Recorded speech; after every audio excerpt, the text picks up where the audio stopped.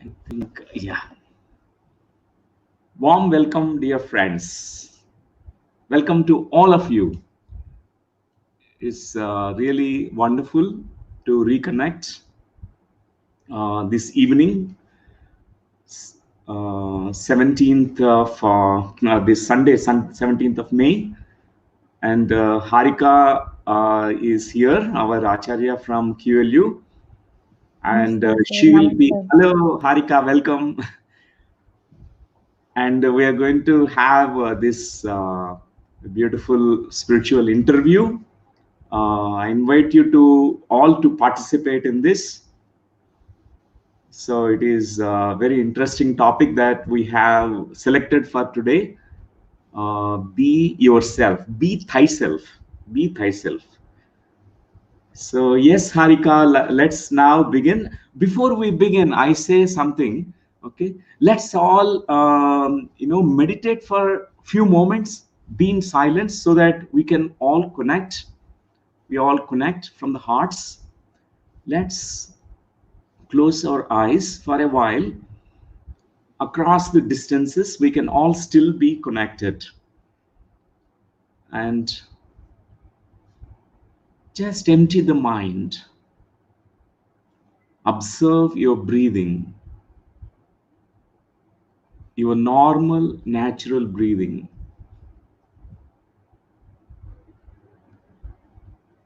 In this deep silence, stillness of the mind,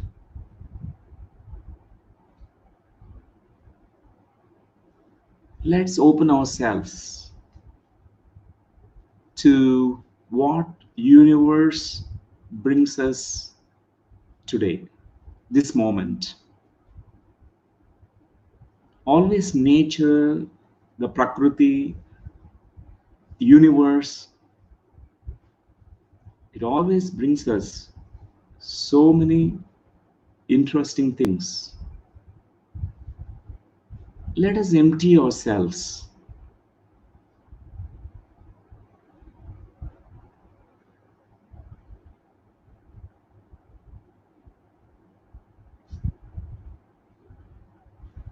When we empty the minds, we can hear the divine music,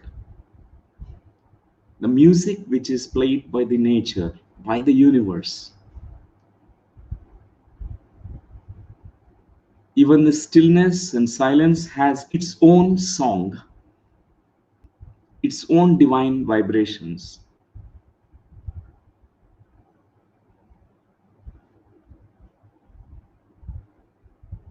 Let us be totally empty, emptying the mind, doing nothing.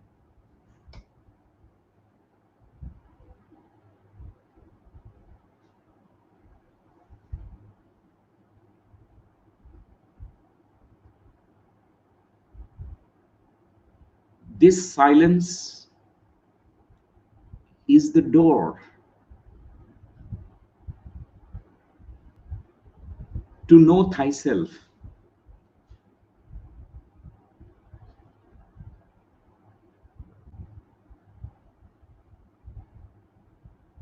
Let go of all the preconceived ideas, notions, all that borrowed knowledge, whatever we heard from teachers, from everyone.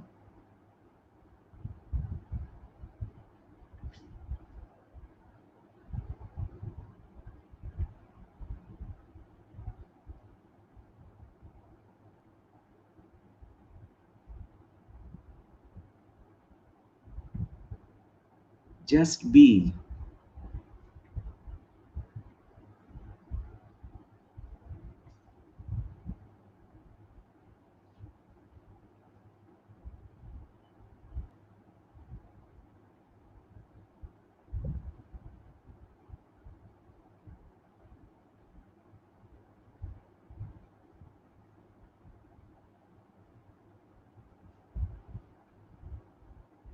That's wonderful, friends. Whenever you are ready, you may slowly come back to this moment. We are going to now begin the program. Is always any program we must begin from the silence only, in deep silence, where there is a great stillness inside us. Wonderful friends. Thank you, Harika, for Thank joining you. me today. And Thank you for please, this opportunity, Dr. Newton. Thank you. And welcome to one and all the viewers today.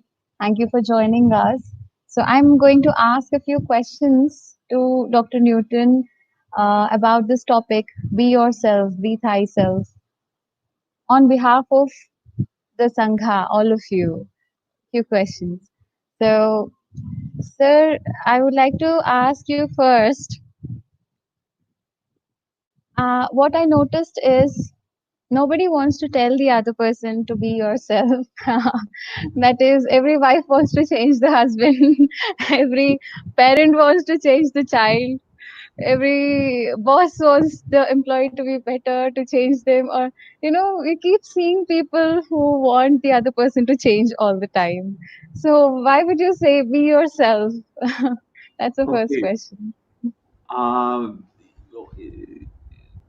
this is something very important in the spiritual path. Spiritual path also means first to be, we have to be ourselves. We have to be our original selves. We have to discover who we truly are.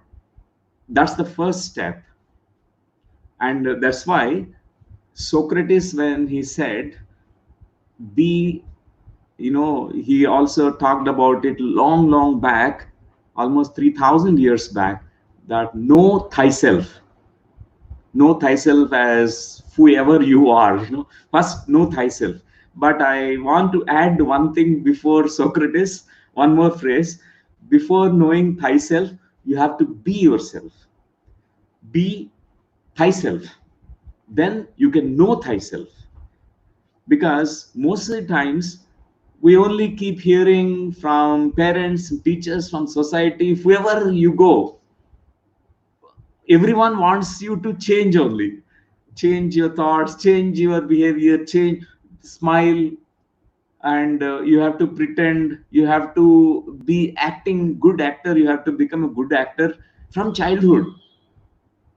I remember from my own school days that whenever I used to be engrossed in my own thoughts, so teacher used to come and you're not following, she used to come and beat me.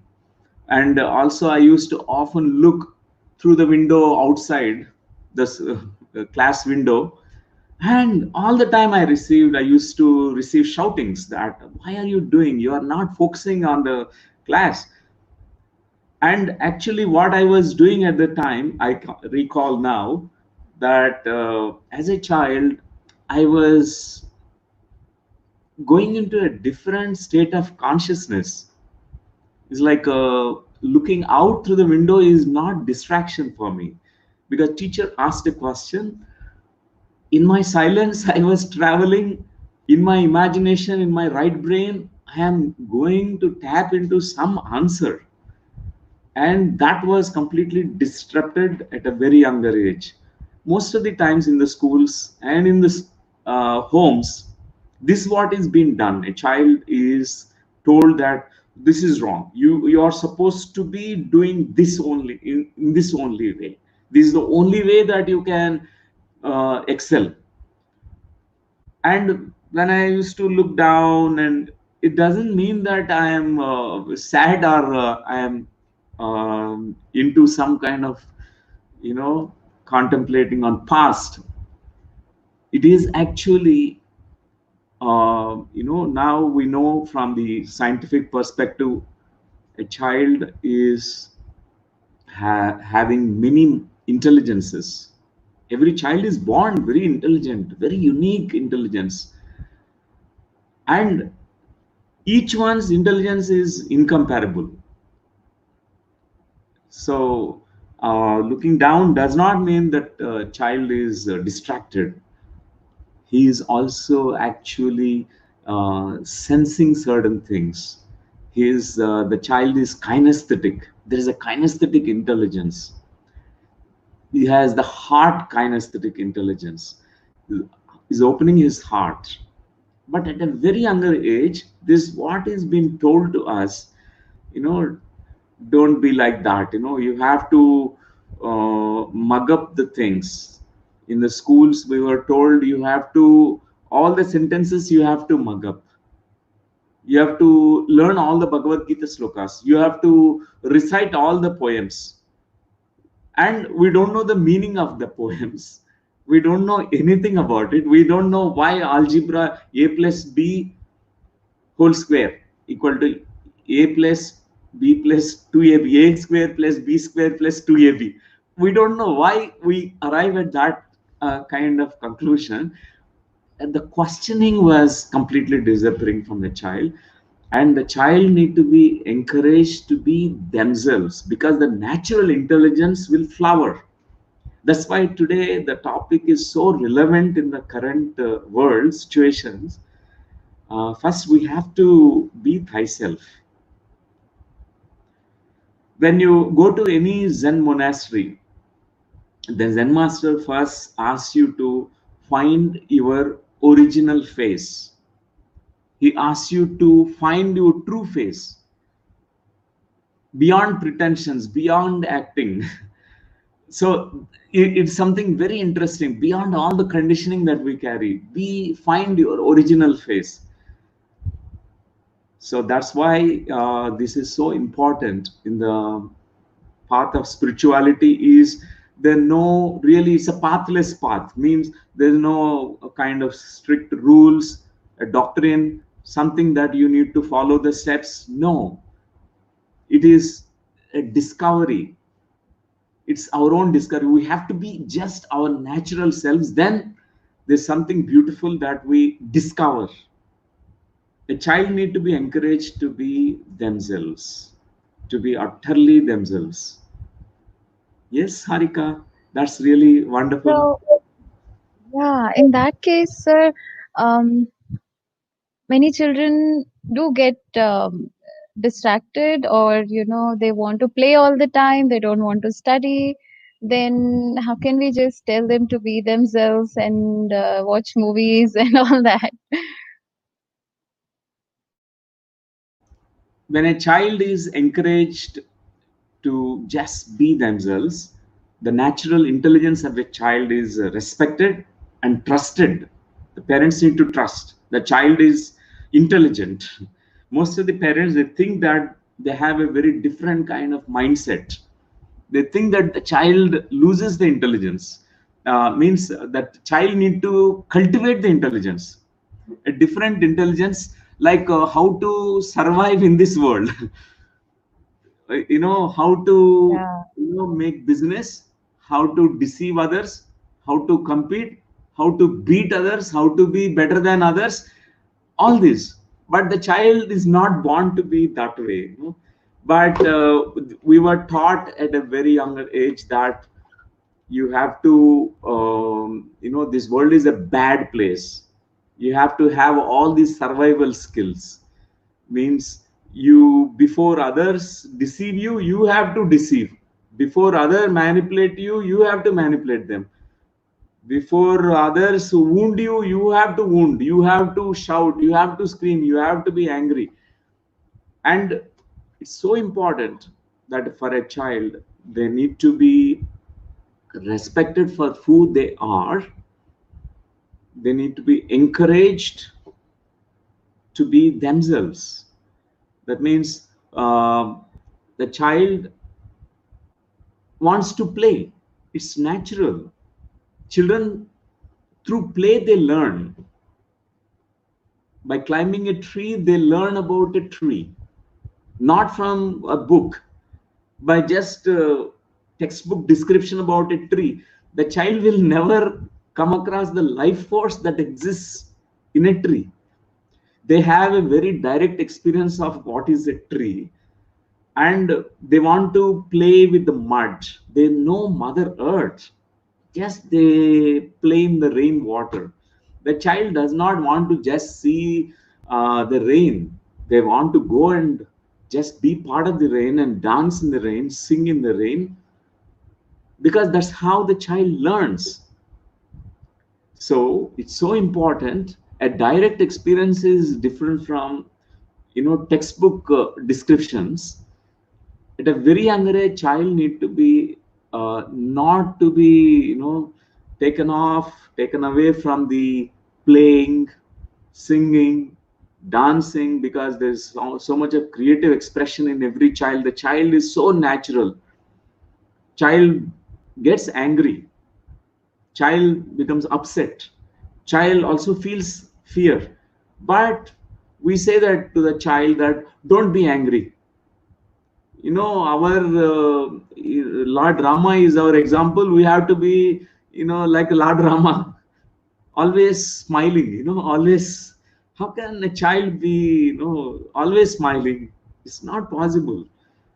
One gets angry, they slowly they learn how to suppress this anger. They learn to suppress their fear. The natural divine forces, there are natural emotions which are springing from their own inner self.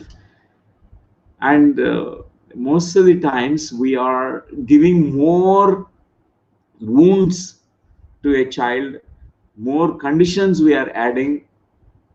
This is how we totally mess up the life of a child. They were given ideals. Ideal is like they tell that you have to be a scientist, you have to be like a very rich man, you have to be this and that. And that's why if you notice that as we enter into a teenage age, teenhood, and most of the teenagers, they have some kind of role models. If you go into their rooms, you will notice that my role model at that time was always like a boxers, Muhammad Ali and Jackie Chan, karate, because they are supposed to be the champions. They can beat anyone. I was told that way. I was conditioned to think that way. I have to be like a Jackie Chan, fight 100 people. It's only movie we see that 100 people he's fighting.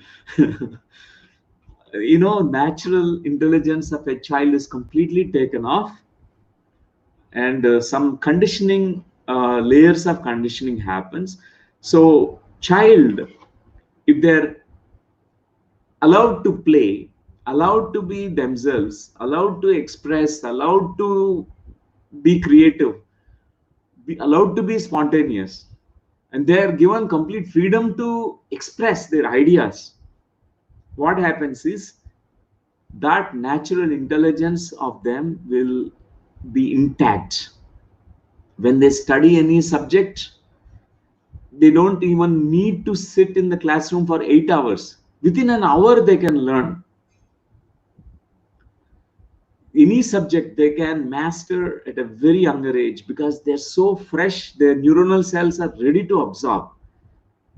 But once this repression, suppression of these emotional forces happen at a very younger age, the child tries to use that same energy to suppress, always trying to be like an actor, acting, to be positive person, acting to be like a pretension, a mask we wear.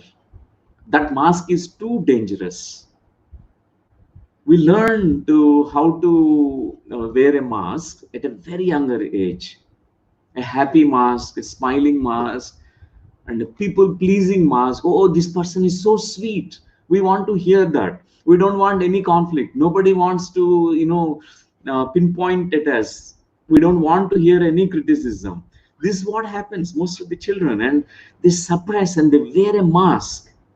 But underneath this mask, this positive mask, there is a negative layer of all the pain.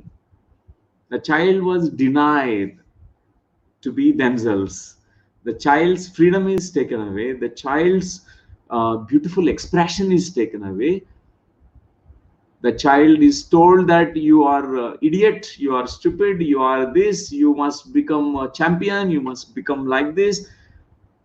This is too painful for a child.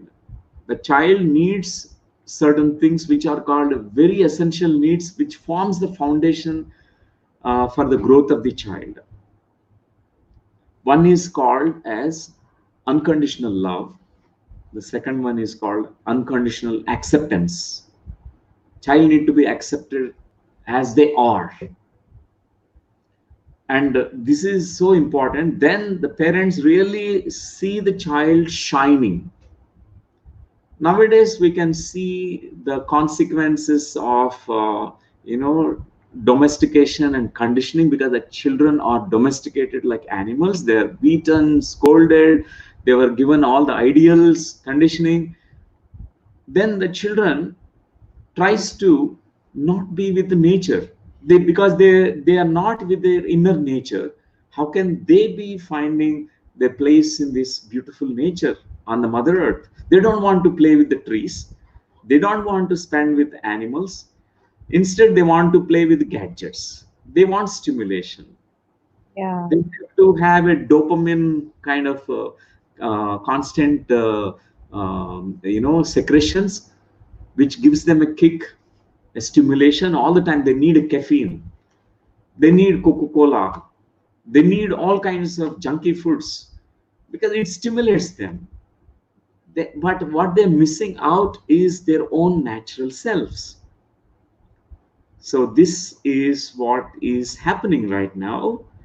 But now the world is looking in the direction of the solution. We are seeing that many are running after, because we learned that run after money, run after fame and name, run after you have to be somebody, otherwise nobody will recognize you, will be lost. You have to prove your worth. So you must succeed to prove. With that, we are completely making the child completely become somebody else. They feel so bad later on. We can see that. Yes, Harika, that's wonderful that you Yeah. asked this question. Yeah. That's an amazing answer, sir. That was very insightful. I wanted to know, is it possible to, uh, yeah, is it possible to give nurturing discipline while asking the child to be themselves? Does discipline and freedom, do they go along with each other? Yes, the discipline and the freedom can go together. This is called nurturing. You spelt it rightly. You said correctly. It's called nurturing discipline. The child need to be known the certain limitations, because they are the consciousness for living in a tiny body. It's not grown, the muscles are not fully developed. Child believes that everything is possible, because they live in really that vast consciousness and unlimited potential. They are in the unity consciousness. So that's Yeah. why a child needs this nurturing discipline, not a forced discipline. Most of the times, parents think that I need to beat a child. Spare the rod, spoil the child. This is an old saying. The sticks need to be, at least two sticks need to be today must be broken, so that child will come into control. We can control the child. Otherwise, the child may be out of control. But we, as a regression expert, because I have an expertise in this field, I keep meeting a lot of people. I counsel them. Most of them, because the childhood wounds, all that conditioning, all that whatever is being done, discipline, in the name of discipline, the child is beaten, scolded, conditioned, brainwashed. And now we see the consequences later on life, in the adult life. So it's so important. I realize that unless someone, the child is need to be given discipline, but it must be a nurturing way.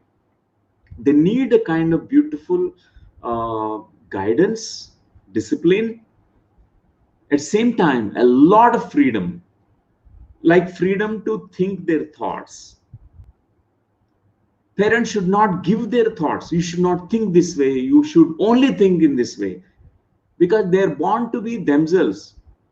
They're not born to fulfill the dreams of anyone else. I remember at this point in time a story that I read long back. This is a story of a Hasidic master. His name is Jusia. And this master, on his last day, the deathbed, he was in tears. Never disciples saw that the master is crying all the time. He was so happy. They asked him, "Why are you crying, master? Because you told us we are all deathless beings, eternal beings, but are you fearing the death? That's why the tears are rolling out of your eyes." But Jusia said, "It's more than that. It's not the fear of death, but something else. I tell you about that. I know that in the next few moments I will leave the body. But after leaving the body, there I have to face God, or we can call them spiritual guides. The God or guides, there they will question me. Few things. They will ask me, why are you not Moses? Why you did not become like Moses?" I have an answer to say. I can say that because God, you created, you are not given me the qualities of Moses. That's why I could not be Moses. And they will ask me so many questions. Why you are not prophet? I can say that I'm not born to be prophet. You did not give me those qualities. That's why I'm not Jesus Christ also. But God will ask me, why are you not Jusia? This question I am really terribly shaking, because I have to face, I have to be myself. I was never to myself so far. At least in these last moments, I have to be myself, my true self. I have to be totally authentic. I have to go to my inner core. So I really, when I read this story, I felt it's a beautiful message. It's a message conveyed by this master, Hasidic master, on his deathbed. It's teaching to the humanity just so important, essential to be ourselves, not try to be somebody else. So parents, when they try to give this kind of conditioning, when they domesticate, indoctrinate, brainwash a child, and trying to discipline the child in a different way by scolding and hitting the child, it is going to be ruining the child's life. For the whole life, the child will be lost. For them, it may take many years. I see many people, they try to do inner child healing process, past life regression, and many, to clean the subconscious wounds, because these are the deep primal wounds. A child is given complete freedom to think their thoughts, to feel what they're feeling. It's okay to feel what they're feeling. All emotions are okay. It's okay to communicate, express. It's okay to see what they're seeing. It's okay to hear what they're hearing. It's okay to make mistakes. But a parent can say that not to repeat the same mistake again. If you want, you can commit a new mistake, but don't repeat the same mistake. We have to learn from the mistakes, refine ourselves, always learn from errors that we do, but never give guilt to a child. It's a burden to the child. Never make them feel guilty. And the child need to be encouraged. This is also another freedom to choose. their own path. Everyone is born to walk their own path. We are not born to become a Buddha. We are not born to become Jesus Christ. We are not born to be Dr. Newton or Harika. We are born to be ourselves. Only we are such divine essence, unique, very unique. That's why it is so important to give the freedom to every child. Wow, that's amazing, sir. Yes. So now that from childhood till now, we have heard so many things, we have become someone else, and now when we want to be ourselves, and still we have resistance from the outside world, whatever we are doing, wherever we are, then how do we be ourselves? First of all, how to come back to our true nature, how to find out, and how to stick to it in spite of people trying to change us. Okay, how to come back to our original nature, right? Yes. So three words I will introduce. Okay. Number one is inferiority. Second word is superiority. And the third word, interiority. Okay. Means when a child is judged and the child is, conditioned from society, from parents, from family, from teachers and schools, what happens is the child either goes into inferiority where they feel I'm not worthy, I'm unworthy. Now I have to search for my worthiness. The child becomes addicted to what is called approval.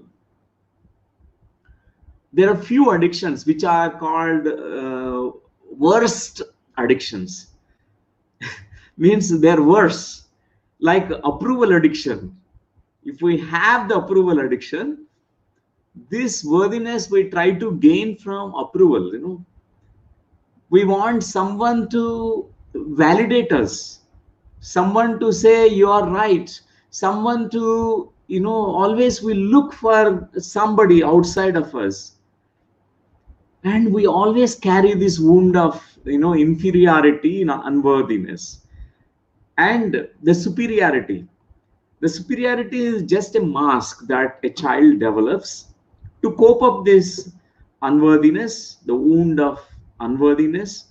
The child tries to develop a kind of outside mask that they are superior to others.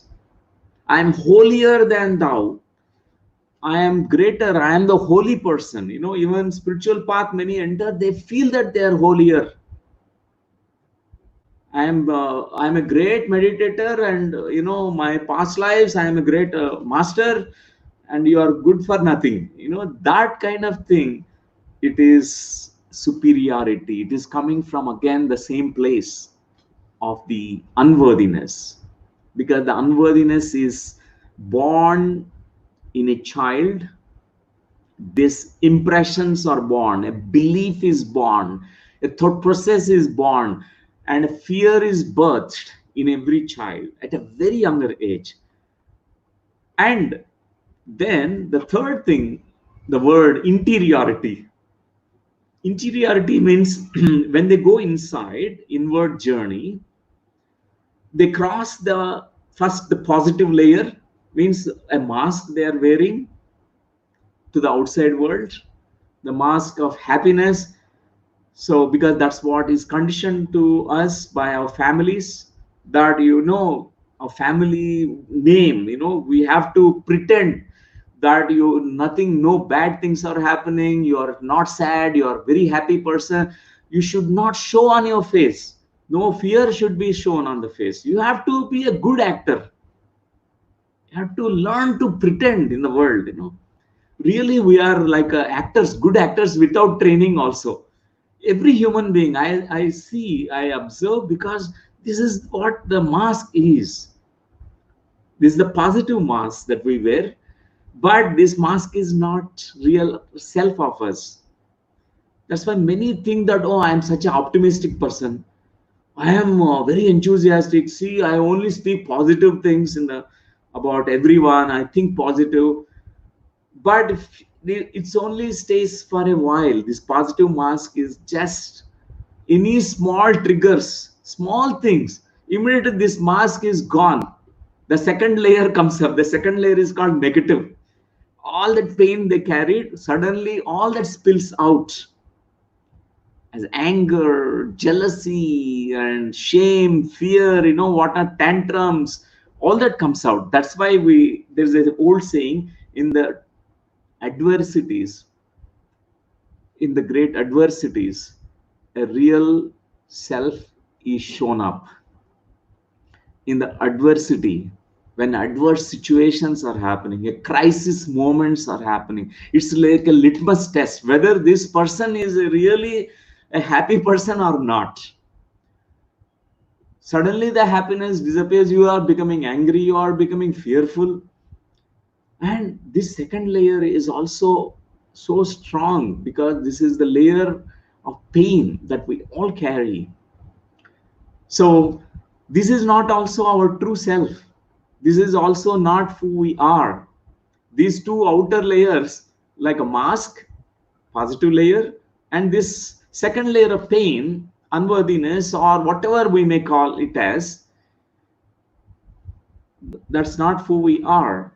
And we can journey inwardly to the innermost self, the core, the essence of us. That's why I say this is like a three-layered model, like how this onion has many layers. In every human being, we can see that there are three layers. So one layer is outer layer, mask layer. Second layer is the pain layer. The third layer is called essence. To arrive at the essence, what we need to journey is through all these two layers. We have to know that, okay, this is only a mask that I am wearing.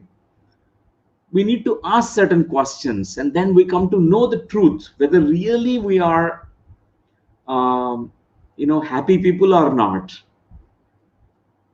Only when someone going to Himalayas, you are becoming happy, then it's only a mask. Because of the climate, you are in the high altitude, your mind becomes naturally thought free. Only when you are with eyes closed, you are a peaceful person, and when you open your eyes, you are a kind of asura and rakshas. Then it's not really, it's only a mask. People wear so many masks. The real face is shown up in the critical moments, when you are in the crowd, in the marketplace, when you are in the people, when you are the day you are able to take appreciations and criticisms equally, then without any kind of reaction, you know your essence. You have arrived at a deeper place of essence in you. Then outer things, people may praise and they may criticize you, but we don't really be giving any kind of importance to those things, because it's their viewpoint. What others think about you is not your business. Your business is to know who you are, to know, to be who you are, be thyself, and to live who you are. So three things are there. First, we have to be thyself. Then we have to love thyself, and then live thyself. Live as yourself, original self. Don't leave this mask. One day this mask you will thank, okay, mask, you helped me so far to survive in this world.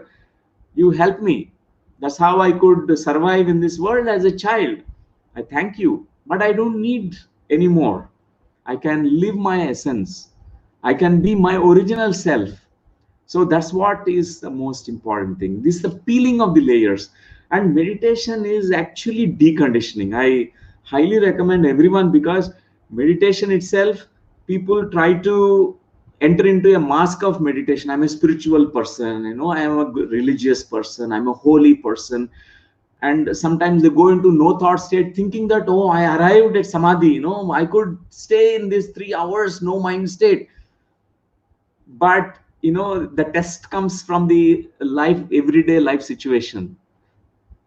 And when a husband is really be with the wife when she is in her real thunderstorm is coming in her and a cyclone she is expressing, whether he is really into thought-free state of mind or not, that will be known. It's a litmus test.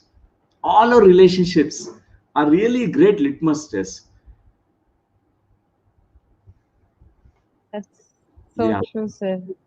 Yeah, so today I realized that all these spiritual practices are not here for us to change. They are here for us to be ourselves. That's a great realization you brought to me, and I'm sure to many of us.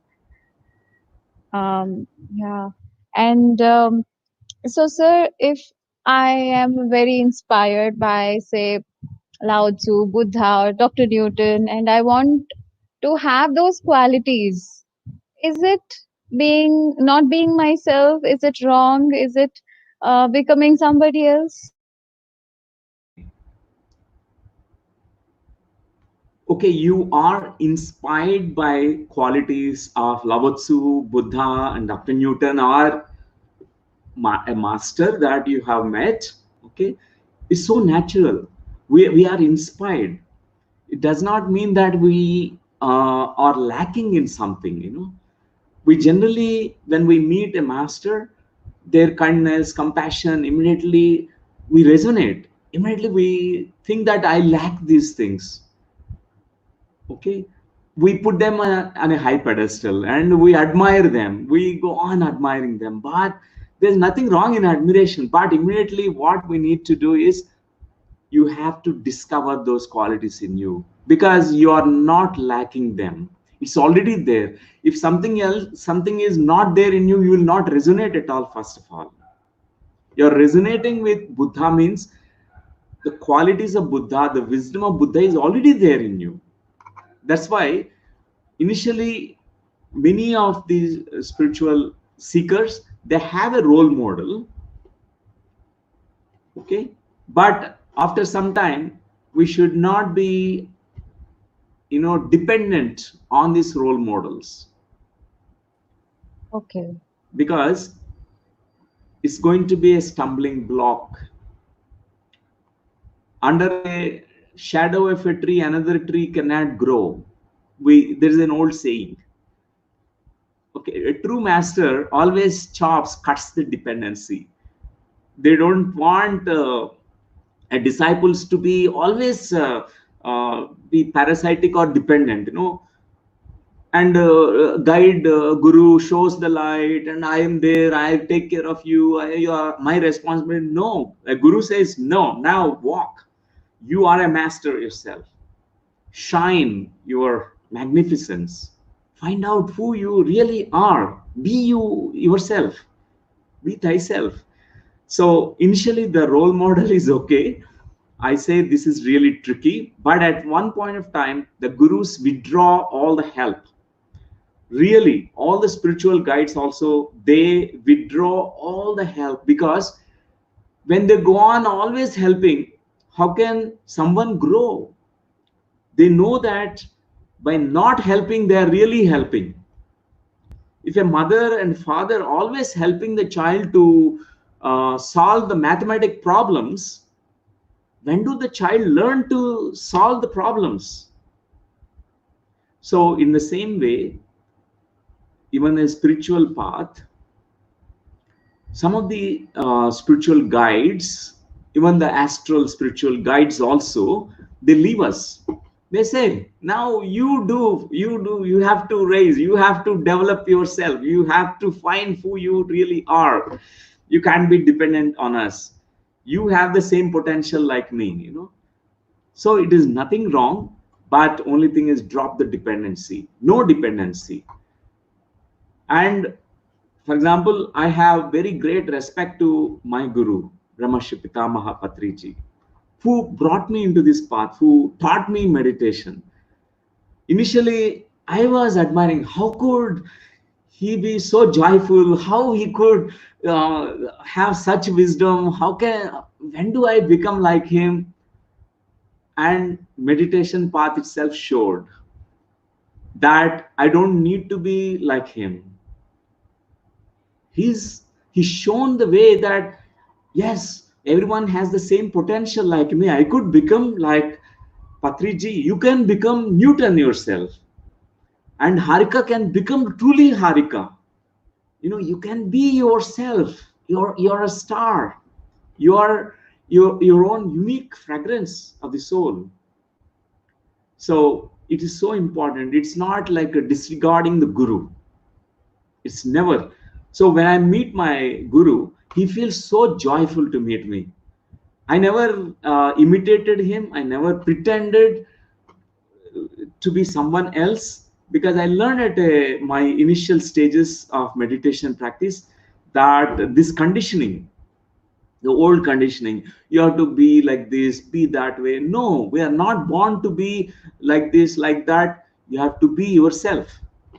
We need to learn who we really are and be that essence that you are.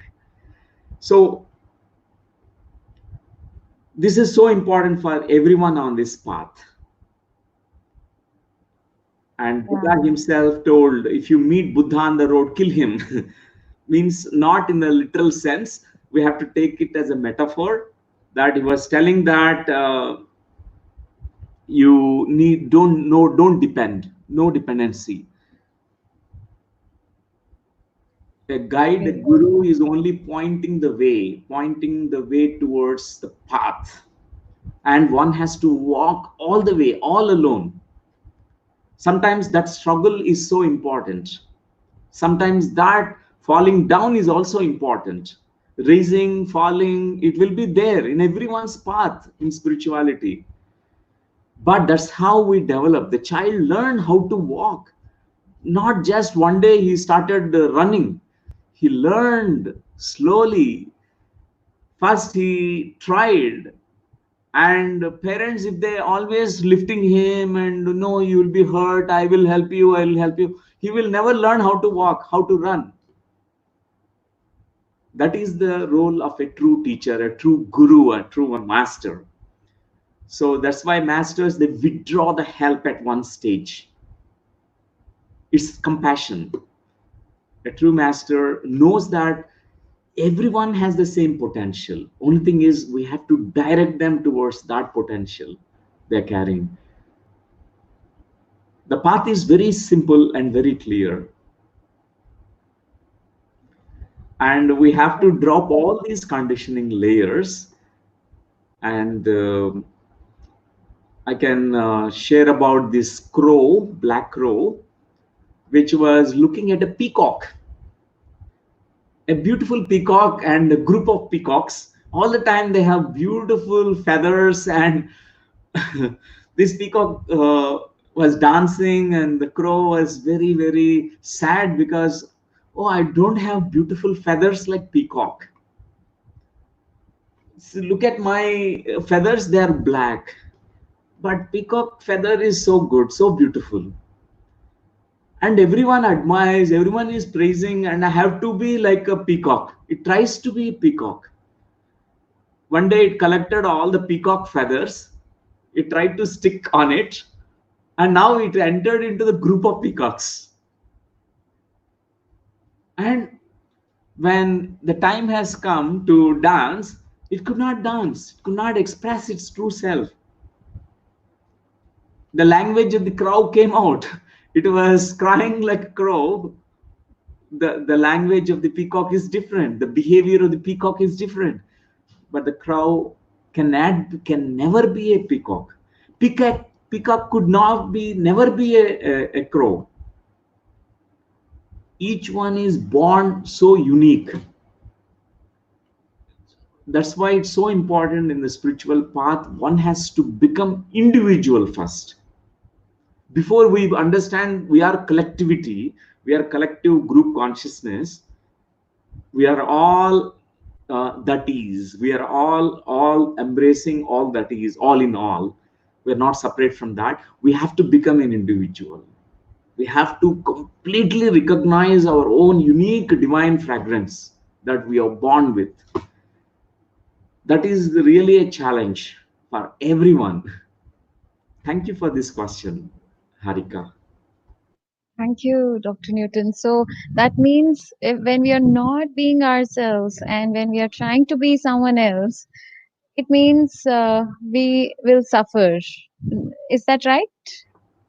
Yes, we suffer a lot when we are not ourselves, because it looks happy, where you learn at a very younger age. We learn people pleasing, the behaviors of people pleasing. We become a people pleaser, approval addict. We constantly, please, try to please people around us. I can give you example of three situations. Okay, think that the three women, and just giving some kind of metaphorically some images so that we can understand this scenario. Yeah. Say one woman who was married, who has children, who is really good housewife, and she is very happy, contented. Okay, the neighbor, the another woman is there. Maybe say for example Sita Devi. Her name is Sita, and she is some Urmila. Okay, Urmila is her name, and Sita Devi is the neighbor. So always she used to look at Sita Devi, compares herself. That comparison is there. She's so graceful. Sita Devi is all the time, she is very graceful, and she has a Facebook account, Sita Devi. All her, whatever she posts, she gets more likes. And whereas Urimila, whatever she posts, she has less likes. But the same kind of people who are following her and following Urmila also, the same people, but she is getting more likes. The social media sites now, we can understand it's nothing but, many people who are having this disease called approval disease. They have approval addiction. How many YouTube likes are there? How many subscribers we have? Am I looking good? This was the thought process for many people. The lunacy of likes, means we becoming lunatic. Almost like I see young people always opening the Facebook and check on their photo profile picture, now newly posted, how many likes are there. I have met many people who are really suffering with that. They have come for counseling also, because it's making them depressed. They feel depressed because that day they know less likes than before. They feel depressed. It's called Facebook depression. It's a new medical condition that is coming nowadays. It's all because we compare all the time. So this is one scenario, one woman who is comparing herself with the neighbor, and another woman, say her name is Ratna Kumari. I think, hope I'm not it's not I'm not I'm not giving names to anyone. I'm just telling the name, Ratna Kumari. She is really a very good work employee. She's working in an office, but she always does the work of many people. She ignores her own work. She helps everyone.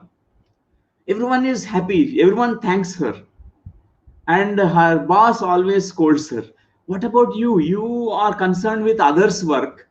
You always help them out. You always concerned. What about your tasks? Whatever your projects is pending. She used to get hurt, very hurt. She always again has the need to be needed, and always she was pleasing others. I have to help others. I have to help others. So this is another scenario where she also has an approval addiction. When we have approval addiction, it shows up in different formats. you know. And think about another woman. She is you know, Ananda Kumari. Her name is Ananda Kumari, but she was never joyful. Though her name is Ananda Kumari, Ananda means joy, but she was always sad. Okay, and she became a helper. She thought by helping the world, she will be recognized. I have to look good in the others' eyes. That means I have to help them. I have to save them. I have to do like Mother. I have to become like a Mother Teresa. I have to become somebody else. I have to always help, help, help. But inside, she is always sad. She is again as approval addict. I'm just throwing some images to us because we can understand that we as humans, we are in the first and second layers. We are not entering into the essence, divine essence that we are. That's why I want to say a few questions that we all can ask. Number one is, by asking these questions, we can actually understand, are we also carrying somewhere this kind of things? Approval addiction, people pleasing mentality, and looking out all the time, like, rather than looking inwardly. Are you preoccupied with what other people think about you? Others' thought and others' opinions or others' feelings, others' words really matter a lot to you?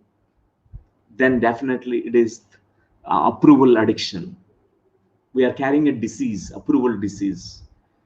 And is it difficult for you to know what you want? Many of us, we don't know what we really want, because at a very younger age our parents said, you become this, you become that, or we have formed some notions, my mother could not become doctor, I will become a doctor. Unfulfilled ambitions and expectations of parents, you try to fulfill. You are living somebody else's life, or we live the life for the society. We say that, okay, society recognizes people who are, well-to-do family, name and fame, recognition, and they must be celebrity, they must have a Facebook account with, they must be like a celebrated by everyone, more likes must be there, so they become somebody else. You don't know what you want really. We try to only do things what others want you to do. An actor becoming a doctor, doctor becoming an actor, something like that. And do you find yourself saying yes when you desperately want to say no? No is something very beautiful answer. Nay, no is a beautiful answer. In that no, which is really sets the boundaries. It is your authentic nature. When you are too tired, you can say, no, I can't do this work. I'm sorry.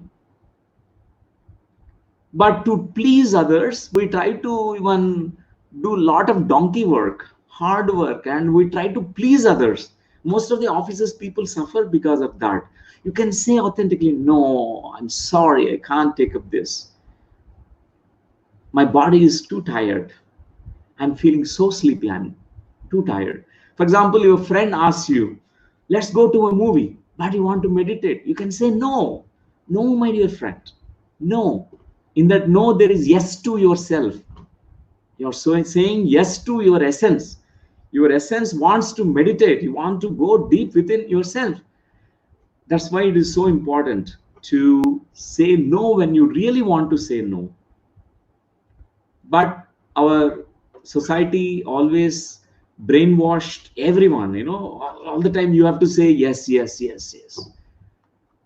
And when somebody is getting married, the wife, the daughter was told that you always say yes, don't say no to your husband, no to anything. She suffers in the in-laws family. So much suffering, so much suffering. She can't say no also, because it's said that if you say no, you'll be gone. You will be going through a lot of hell. But it's all the fear that is given to a person at a very younger age. So this is the third question that we need to ask. And then, is it hard for you to express your feelings when they differ from the opinions of people who you are with? You're close to those people, and you are not able to differ from the opinions of people. You're always conforming to their opinions. It's okay to, you are different, you have a very different perspective, you can voice out, but mostly we don't do that because the approval addiction. Does your happiness depend on the approval of others? This is another question. Most of the times our happiness is only a very superficial mask of happiness, a very superficial layer. We always want, approval. From that only happiness comes, from the approval. But it's so important to discover real joy that is awaiting within your essence, your divine essence. That's why comparisons, it really takes away from your own divine self. And the need to please others, and the need for love, need for recognition, need for appreciation. When a child is already at a very younger age, these things are given to the child. They never search outside for these things. Okay, think about this scenario situation, that the parents are, wise parents. They're conscious parents. The child is born, and the parents are always very authentic to the child. They express very beautifully to the child.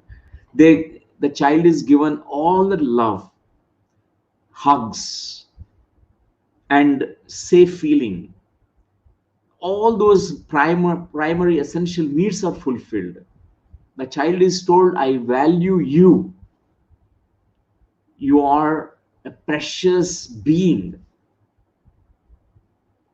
and you're darling to us. When a child is told about this, the child will never develop again this kind of approval addiction, because the child starts approving her own self, his own self at a very younger age.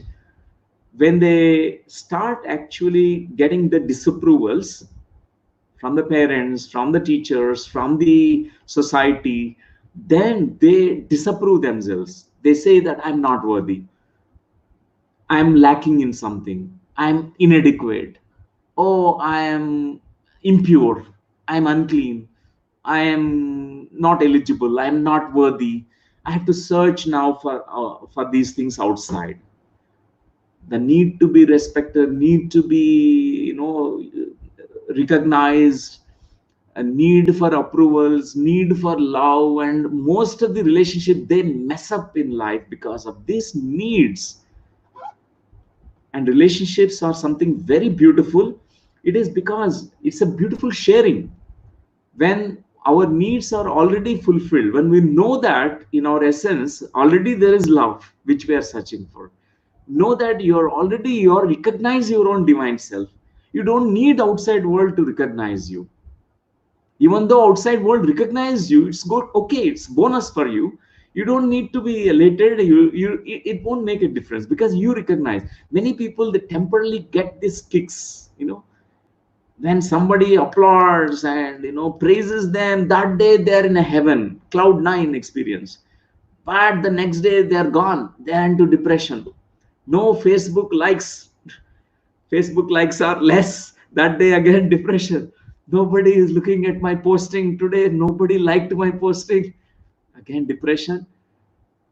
But it's so important. Thank you for asking this question, Harika. Thank you so much, Dr. Newton. You gave us the tools to self-check if for so many things to go within and to find out what all we've got. So, what if we get a yes to all the questions or some of them? What do we do next? Okay, this approval addiction is there and pleasing addiction is there. Need for searching outside of us is there. There are consequences, severe consequences, and definitely we suffer a lot when we are not who we really are. We are not being ourselves. We have developed these layers outside of us, and we suffer so much. And we can recognize this suffering because when we are not ourselves, when we are all by ourselves, because at least in the sleep time, in the dreams, you have to be yourself.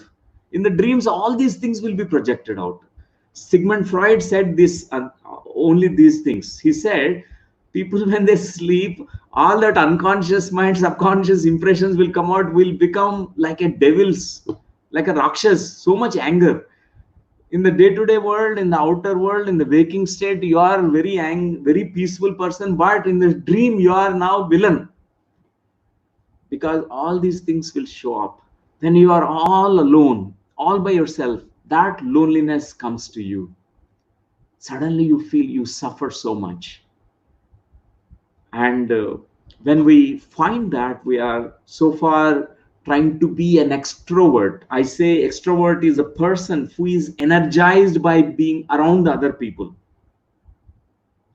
He wants attention from others. You know why people are so restless all the time, running, and they want people socializing people.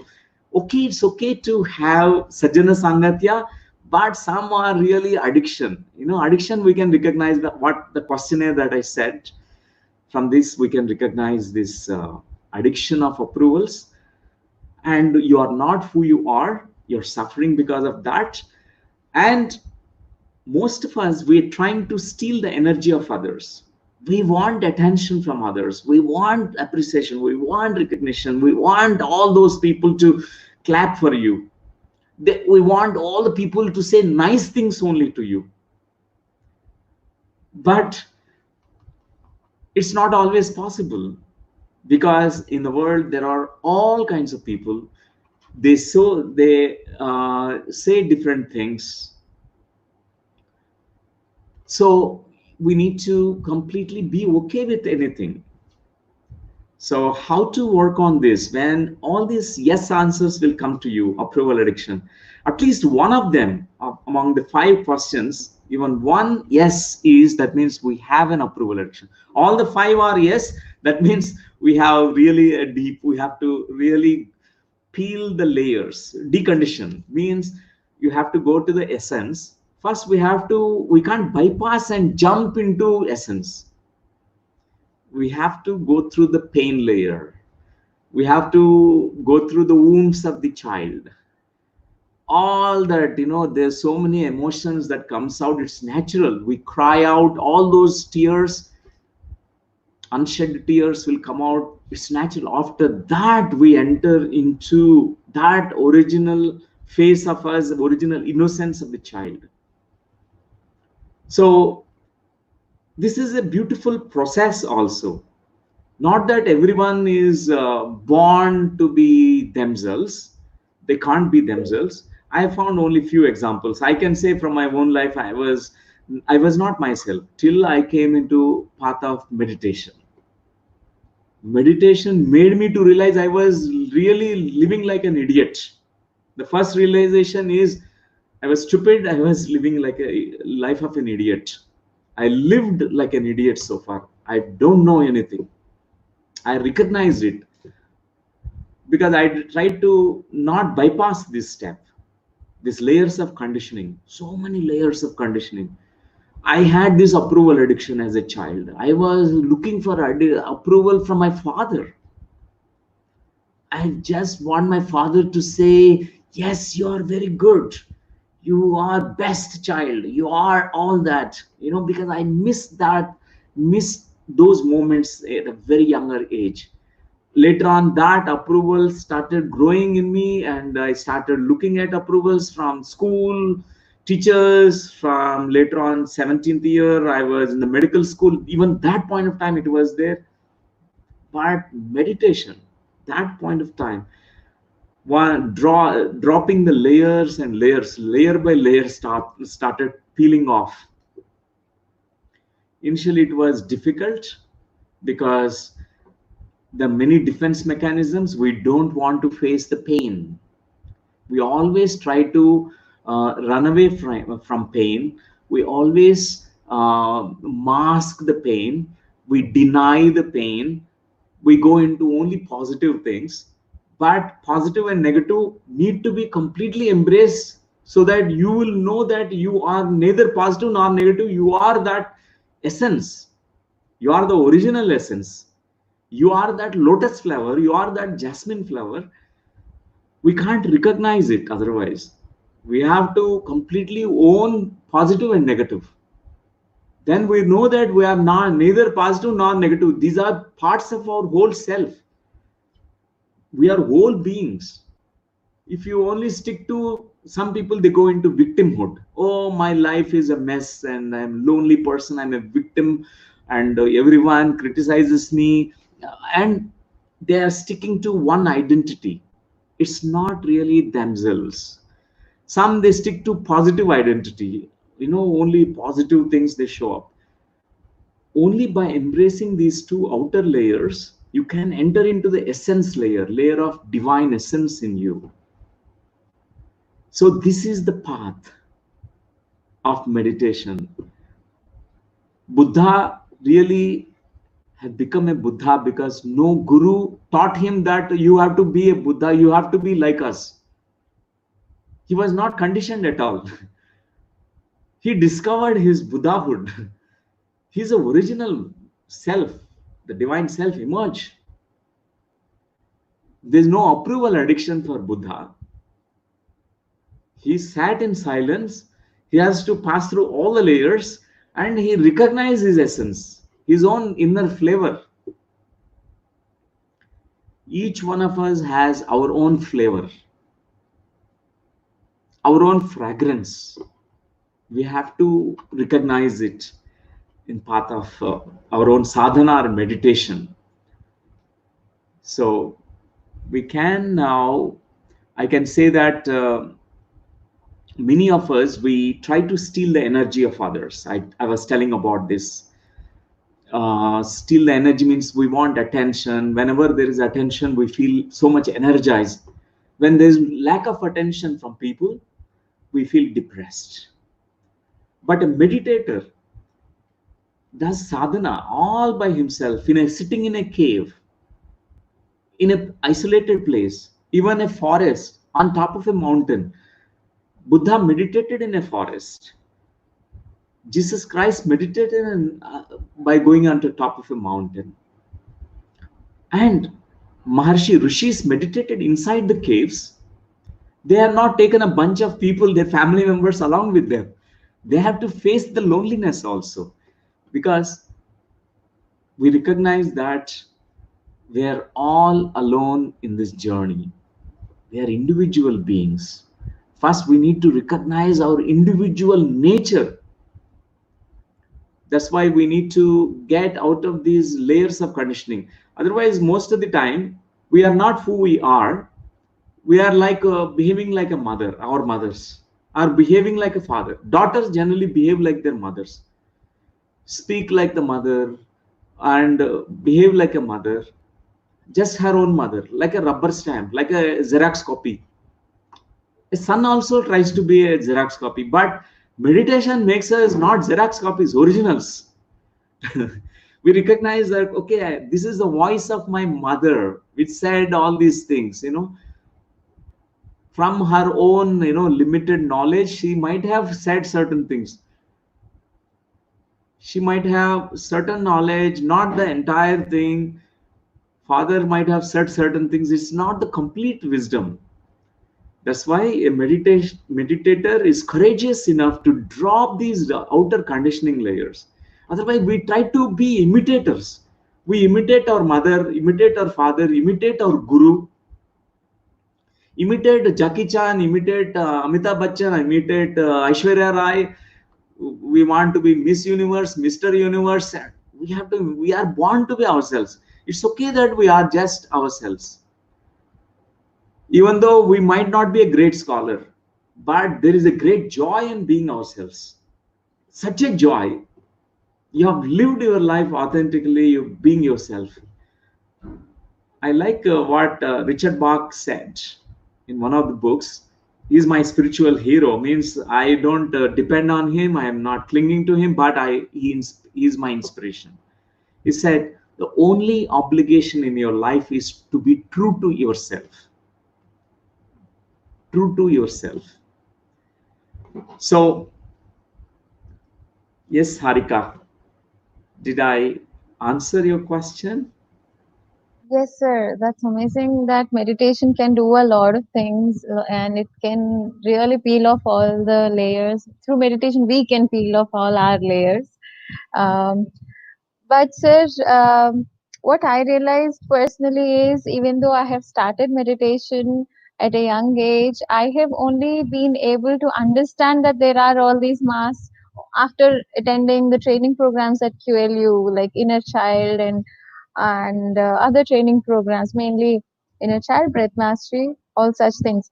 So I was just thinking of other meditators that I know. Why is it that not everyone is able to peel off their layers in spite of being meditators? Why is it that I could not do it in spite of knowing meditation for many years? But unless I came through across this wisdom at Quantum Life University, can you please clarify? Sure, Harika. Yes, you rightly said that sometimes we need some kind of tools. Meditation, most of the times, from my own research and from my own, you know, understanding, from my own research, after meeting thousands of meditators, 50% of them, they don't deal with these outer layers. Whatever the Sigmund Freud called them as ego and superego. There is a essence, but we only identify with only outer parts, like your ego, Yeah, whatever your individual nature, the superego, what society, the notions, judgments, value, all that stuff, and your essence is buried inside. Most of us, we have defense mechanisms set up. We set up ourselves. It's very difficult, but 50% of them are courageous ones, which they deal with that stuff naturally, because anapanasati, Buddhist meditation practice, and in that practice Buddha has given the whole thing. After anapanasati there is nadi mandala shuddhi, an inner purification process. That's nothing but deconditioning process, completely deconditioning process at all layers. At the body, most of the times, at a very younger age, there is a kind of we dislike our body, because most of the time society compares children with the complexion that they have. You are dark complexion, they have fair complexion. You have beautiful nose, they don't have beautiful nose. Your face is looking good, but you don't have good hair. All these comparisons, first disconnection happens is body disconnection. Is most of the people, they dislike their body. They think that their body is not beautiful. It's only their perception. They internalize what society is thinking, what they have expressed. Sometimes we watch movies, we compare ourselves. I'm not as beautiful as that heroine. Immediately the comparison makes you judge yourself, and my body is not good enough. And even these thoughts, we think that I'm not intelligent enough. My mind is not intelligent enough. I can't be good enough like Albert Einstein. He's a genius. I'm not as creative genius as Leonardo da Vinci. I'm just normal, just like that. we think we belittle ourselves because at a very younger age this happens. There's judgments, criticisms, blames, hurts, wounding process, all that is given. This is what happens. And these strong things around us, the layers, we try to have masks. These masks are very difficult to peel. 50% of people I have found they need additional tools. Like one additional tool, very beautiful tool is inner child, meeting the divine inner child in you. It's like meeting your own essence. It's like peeling the layers of all the conditioning. And after that, one more layer will be there, past life layers. Many layers also we carry from past lives. Even after removing the inner child layers, wounded inner child, all those conditioning layers, we find past life layers. All the past lives, good, bad, everything might need to be washed out. This is another deconditioning process, past life regression. And another deconditioning process is family constellation. Transgenerational patterns. We are also conscious, which affects us, but we are not conscious. We are consciousness beings. So to become consciousness, we have to go from individual personal conscience, family conscience, family rules, regulations, all that we have to raise, expand ourselves. For that, family constellation is another deconditioning process. Another deconditioning process is fetal rebirthing, breath work. In the fetal state, we are conditioned again. The layer of conditioning happens. It's also thick layer. We are programmed at a very, very fetal level. And it's like those strong imprints, we have a kind of energetic template that we formed in this life. When we are coming into the world, we think that, oh, the life is a big struggle because you struggled coming out of the birth canal. And your mother was sad. I need to help my mother. At a very younger age, you become the helper of your mother. You stop being a child. You become a parent to the parent. So certain things like this, deconditioning of these 4 layers is so essential. But if someone is practicing meditation sincerely, knowing that there's a possibility that we do spiritual bypassing, using the spirituality as a mask, spiritual mask, and only peace is your goal, relaxation is your goal, we remain only peripheral, you will be relaxed, you will be peaceful, you will have some health benefits. But meditation is not for that. Meditation is for much more than relaxation, much more than superficial happiness and peace. It's for to know yourself, to be your original self. When we are birthed from Purnatma, means our higher self, our individuation happened. The very moment there is individual spark, which is so unique, incomparable. We say it is like there's no one just like that spark anywhere in the universe, in past, present, and future. It's so unique. So that through these deconditioning layers process, it can help 50% of people. That's why whoever comes to QLU, we tell them first try on your own.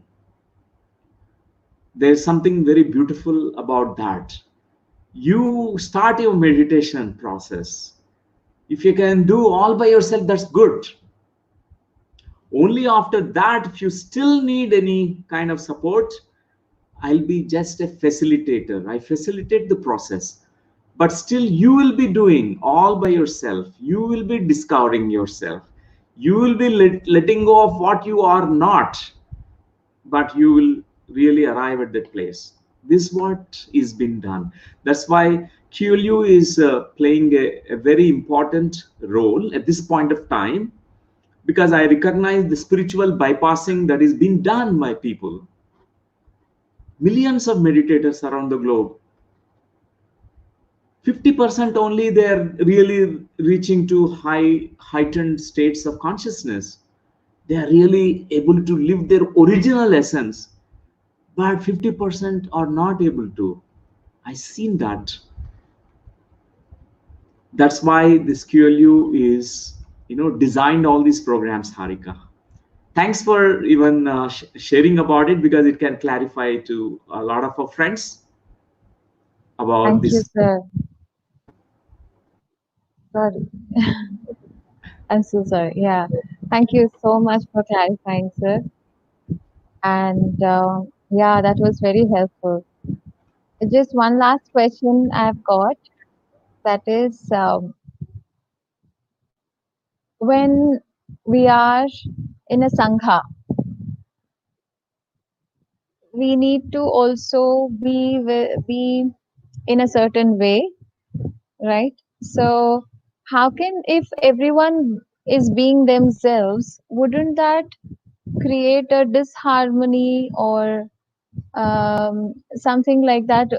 Maybe we should also be in sync with the other people and behave in a certain way, and we cannot always be ourselves. Is that true?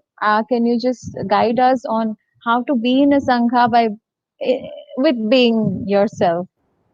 Okay. Sure, Harika, it's important to know about how to be in the group consciousness. You know, really, many people find it very challenging to be in the group consciousness in Sajjana Sangatya. Means they brush the shoulders, immediately they get triggered. Others' behaviors, others' words, everything can trigger in Sangha. It's not easy to stay in a group. Those who have found their own individual fragrance, they can really blend in the group consciousness. Till then, what is being triggered is their own anger comes out, their victimhood comes out, this pain layer and outer mask layer, these only things comes out. But the original essence they have not yet known. But there is something very beautiful about certain spiritual communities that are formed. They assist each other, they do mirror work. Mirror work is they are authentic, they look at themselves. When some trigger is there, immediately they will not go into blaming mode. Oh, you did wrong, you shouted at me, you did. You ask yourself before you say anything, why did I attract this? What part of me attracted this? What I need to learn from this mirror? That gives an opportunity. So once someone discovers their own unique fragrance, and in the group consciousness they blend. For example, in an orchestra, in a symphony, everyone is important. A flutist is required, a vocalist is required, a drummer is required, and a percussionist is required, and all are very important. Some they just ring the bell, some they produce like a chorus, they will be singing the chorus. Everyone is very unique, they have to be themselves, but they are in sync. There's a synchronization. They are not, for example, a vocalist is singing sarigama padanisa and something, some raga, and the flutist is singing something else, and now suddenly out of blue the mridangam specialist is inspired and suddenly beating the mridangam, a drumming, which is out of tune, which is not in tune with the group symphony, the group orchestra. We really create headache in the all the spectators. So that's why group consciousness is the most challenging. After someone has become a individual flower, utterly individual, they have worked on themselves, they have reached the divine essence, now they can live with everyone. Everyone will become a friend, even an enemy becomes a friend. Even someone says, I reject you, I don't like you, you say thank you for rejecting me. You don't feel offended and bad about that, because they are showing something to you. You take in a different message. That is the beauty of the individual essence. Our essence is unmoved. This is what Krishna said in Bhagavad Gita, sthita pragnata. You are not moving elated by the praises, you are not being depleted, depressed because of some criticisms. You're taking everything equal. You have reached to that equanimity, equilibrium. You're in the middle point. You are in your divine essence. Then the group consciousness is so beautiful. That's why Buddha always insisted his whole life is a beautiful, his messages, his whole life itself is a message. He encouraged monks to meditate individually, and he encouraged monks to discover their true selves. Okay, this is the Buddham Saranam Gacchami. And second is he encouraged monks to be in the group consciousness. Sangam Saranam Gacchami. He said, be in the group. Monks, all the monks together, we are in orchestra. We are producing a beautiful music. It's a masterpiece. A Buddha produced a beautiful masterpiece under his leadership. And all the other monks, all the monks also reached to that level of great consciousness. Everyone reached to Buddhahood. Along with Buddha, there were many Buddhas. Because he made them not like parasitic on him. He encouraged them to find their own individual consciousness, individual fragrance. That's why there's a beautiful orchestra. There is a beautiful, melody that came out from Buddha Sangha. Then Dhamma came out. Dhamma teachings came out. Dhamma is an offering. Dharma is Dhamma. A great dharma is to serve, purpose, the great purpose that Sangha served. Every monk served. This is how first our goal is individual essence. We have to discover that, and then we have to find the group consciousness, Sajjana Sangatya. Because just like how we have our own biological family, we belong to a biological family. In the same way, we have a spiritual family that we belong to. Our heart resonates, our soul dances. There's a beautiful resonance that is there. In that group consciousness, in that Sangha, our highest potential opens up. We go to the next leap in our consciousness. So be yourself is the first, be thyself, and then we really, we can be everything else then. We can be all that is. Means whatever the greater truth in Upanishads that we say, Aham Brahmasmi first, then Sarvam Kalvidam Brahma.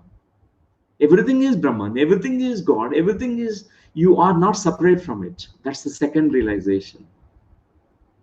Okay, Harika?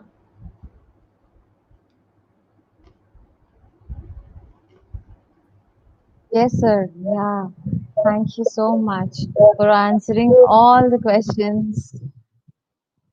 And just finally, I want to ask you, request you to please suggest some books through which we can learn how to be ourselves, and also to be in Sthita Pragnata state. After talking to you and learning from you, I have chosen and decided to reach to that stage, and I want to give my best 100%. And I'm sure so many of your students, viewers would also like to be there, be peel off all the masks and be themselves in that Sthita Pragnata state. Please suggest some books, sir. Yeah.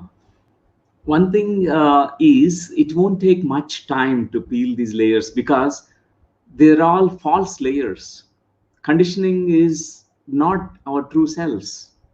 It's only developed, cultivated, or there are false layers around us. Whatever is the false, it is just can be dropped by redirecting our attention, awareness inwardly to the essence. I highly recommend the books by the master Gurdjieff, G.I. Gurdjieff, Meetings with Remarkable Men, and also books by Ouspensky, his student. He's also a great master, Ouspensky. So these two masters, and third master I recommend is Osho. because Gurdjieff, his whole life is about deconditioning.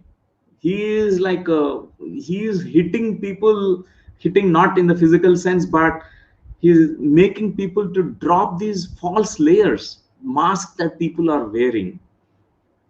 He used to call everyone a machine only because people are machines only without souls, because we are only living outwardly. How can anyone call them as human being? They are only just human machines. So his entire life was such a beautiful testimonial for the whole humanity, that such a beautiful work he has done about that deconditioning, peeling the layers, false layers, being original self, reaching to the essence in us. And his students, many of them, and Ouspensky is one of them, really had tough coaching from Gurdjieff. Really is an unconventional master. Osho Rajneesh, he's another master who was misunderstood and misinterpreted, judged, but he never sought approval from anyone. He was original. He was his own flowering. So his fragrance still, after he left the body, also still he is around the globe. His teachings are still alive in everyone. His goal was to deconditioning. Primarily, he did that, chopped all the layers of conditioning, chopping, chopping, chopping. And the fourth master I recommend, books by A.H. Almas, ALMAAS, A.H. Almas. He's another Sufi master, enormous contribution, such a great contribution. And particularly using certain methods, Sufi methods like Enneagram, how to reach to the divine essence. This will be immensely useful for all the seekers. And sometimes when we watch, we can see these false layers, because now I like to see movies. I like to just flip through all the channels, because I come to know the consciousness of the people. Because the television programs, serials, and all that shows the mass consciousness. Directors, producers, they make those films according to the mass consciousness. I understand how people, the mass consciousness, which direction it is moving.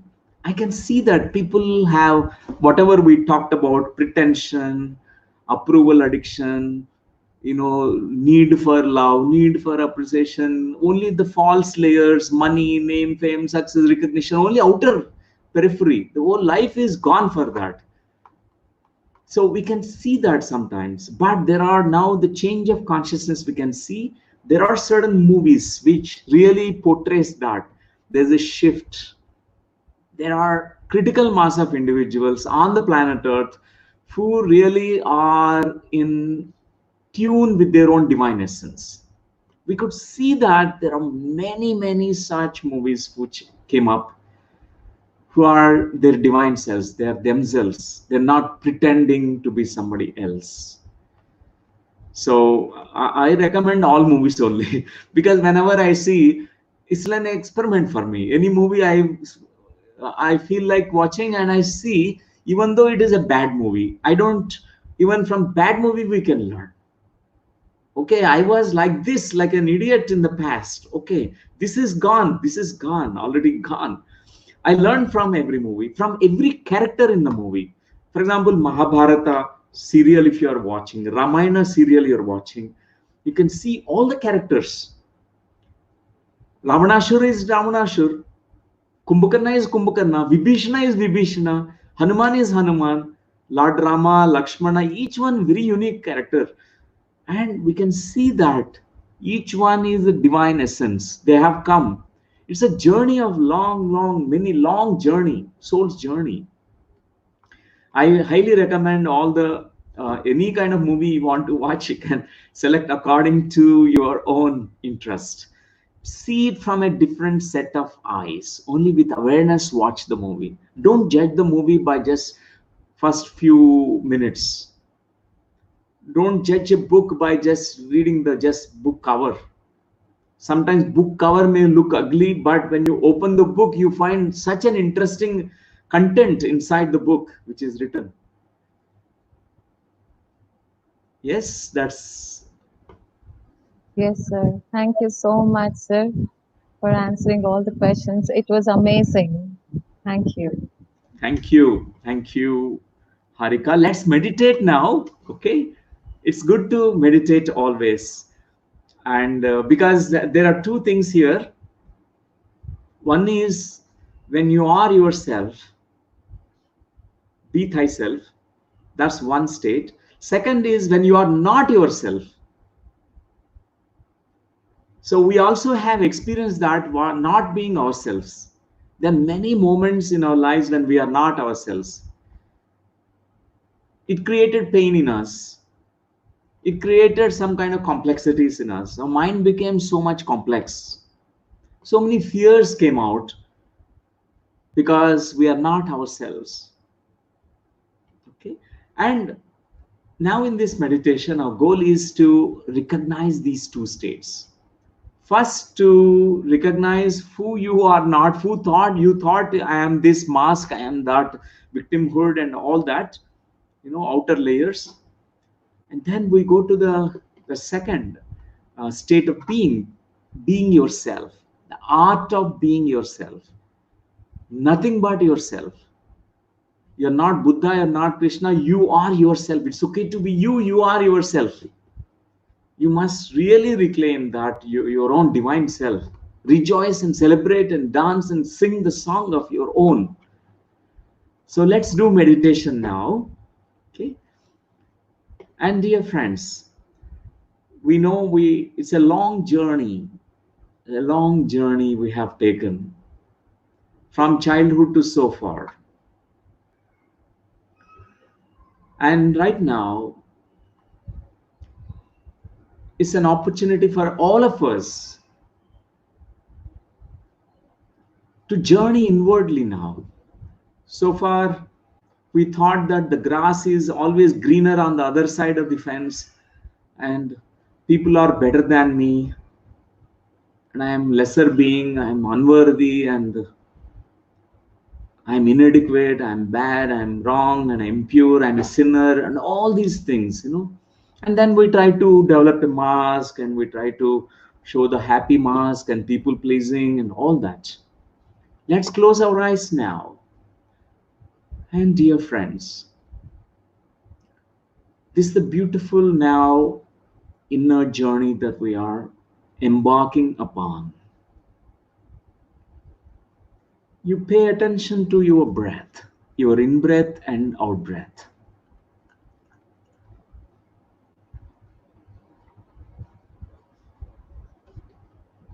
Watching your natural, normal breathing rhythm.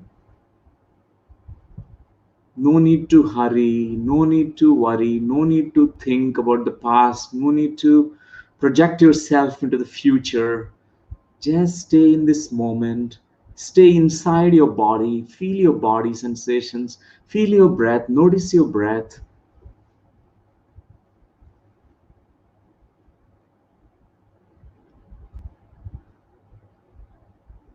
So the today's theme, the topic, be thyself and then know thyself. First, be thyself.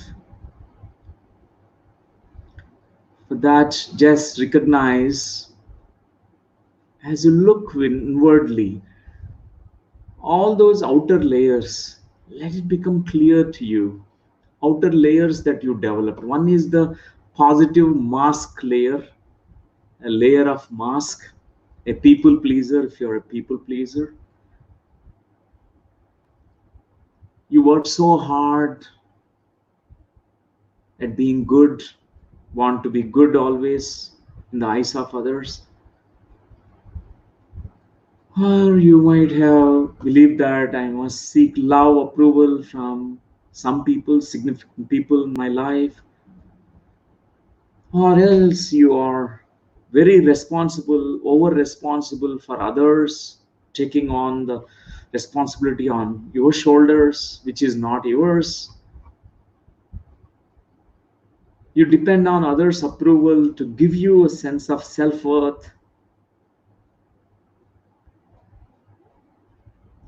Look at these outer layers. You always say yes to others to please them, although you really want to say no.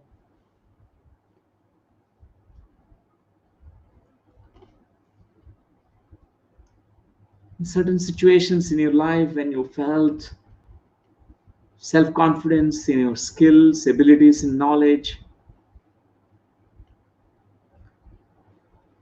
and you felt fear of rejection, fear of conflict with others. Look at these layers. You are not best. Always you judge yourself. You're never good enough for yourself. You tend to suppress your creative talents and expressions in the past. Look at these layers.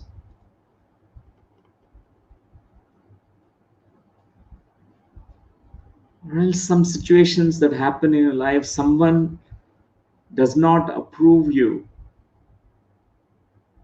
immediately, or someone is criticizing you. You felt bad about it. Or else it's the social media sites where you feel that you did not get enough likes, enough strokes, enough pats, feel lack of appreciation, lack of recognition, you feel low. From childhood to so far, we have many, many such situations. Look at them.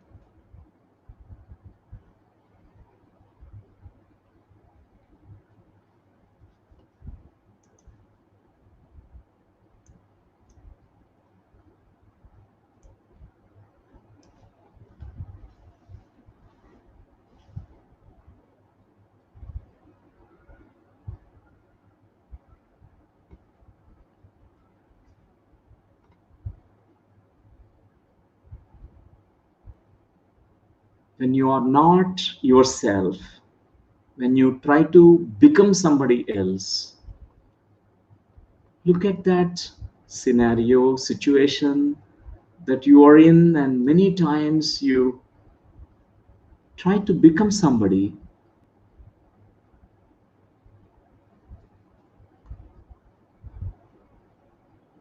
Look at the suffering that you went through because you're not yourself.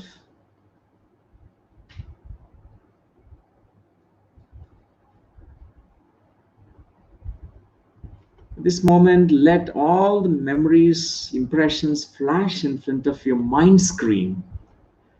Lot of impressions of the childhood, all the conditioning that happened at family level, in the home, parents, caretakers, then your school conditioning, then society conditioning.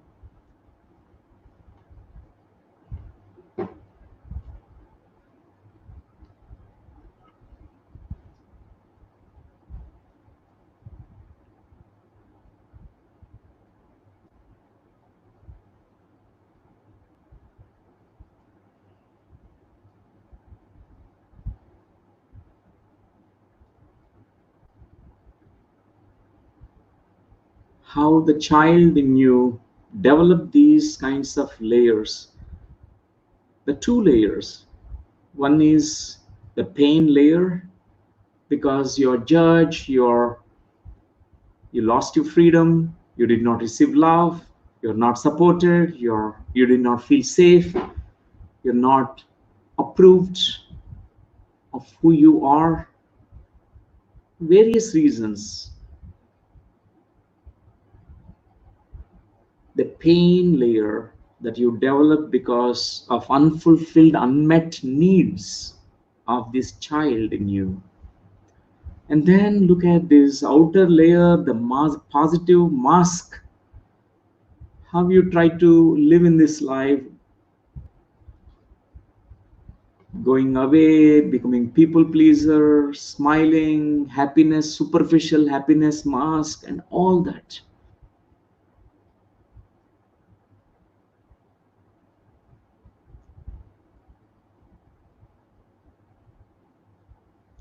At this moment, I want you to look at that child version of you, a child, divine child in you, a child who is wounded, who went through kind of conditioning, who are told that the child was told that you have to be somebody else, you have to behave in this way, you have to people please, you should not speak, you should not be expressive. You tell to this child who is wounded, who developed these two outer layers,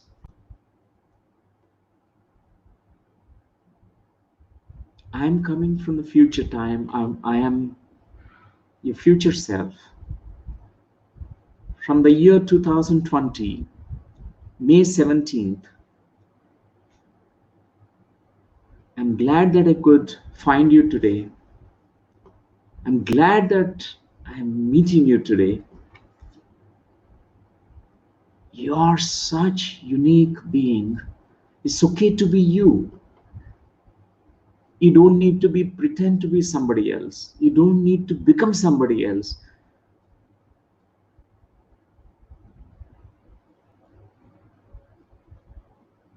It's okay to be you. You tell to your own child in you who developed this pain layer and the mask layer. It's okay to be you.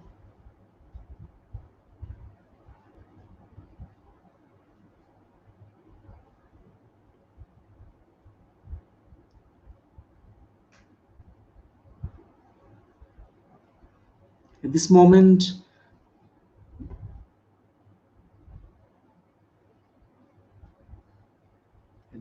I would like you to now see that child opening up as you communicate, as you really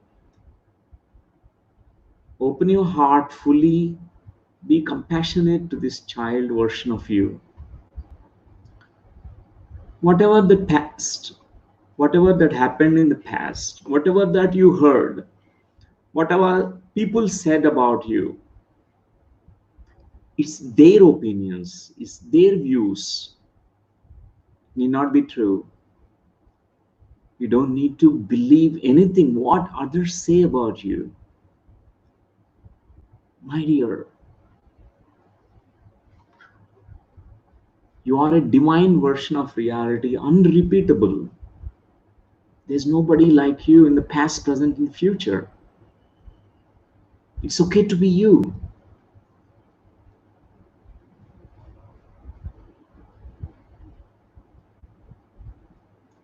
So far, you believed and defined yourself that you are so and so because others told you about it.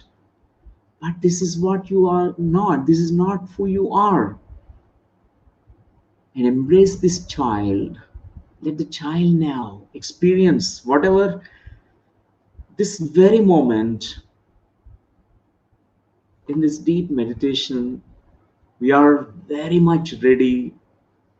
We can take a leap. Drop these outer layers.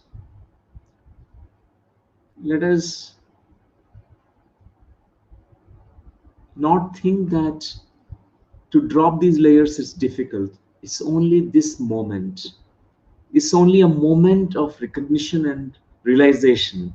This moment one can realize and drop these layers.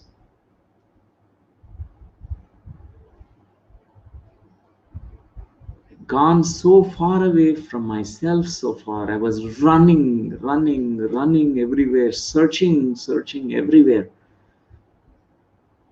Now at this moment,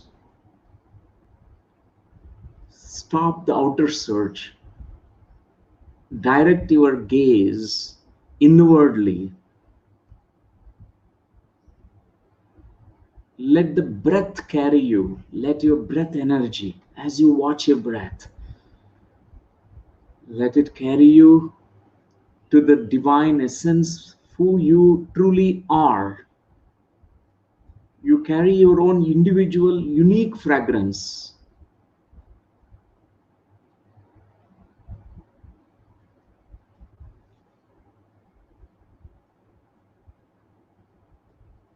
As you look at this child version who is now feeling okay to be herself and himself, smiling, expressing, joyful, and it's very natural. It's not pretentious, spontaneous. Just connect to that divine essence in the form of this child in you. The child who is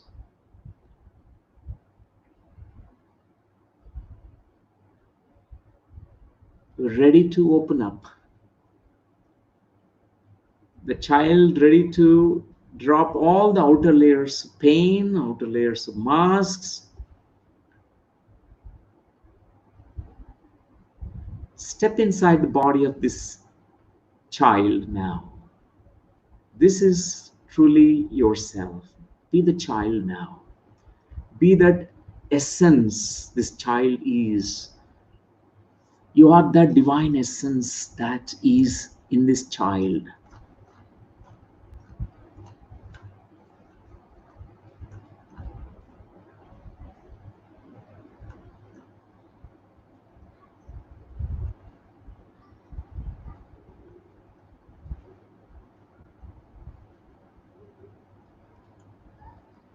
Just being yourself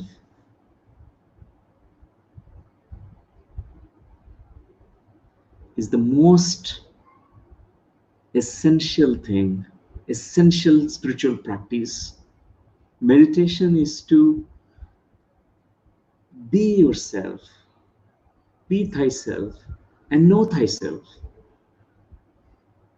When you are yourself, then you recognize who you really are, that unique fragrance.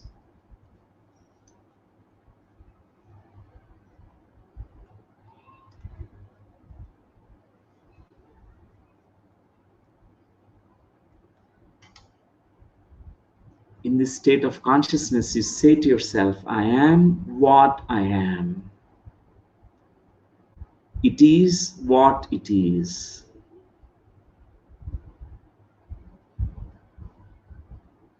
I am what I am. It is what it is.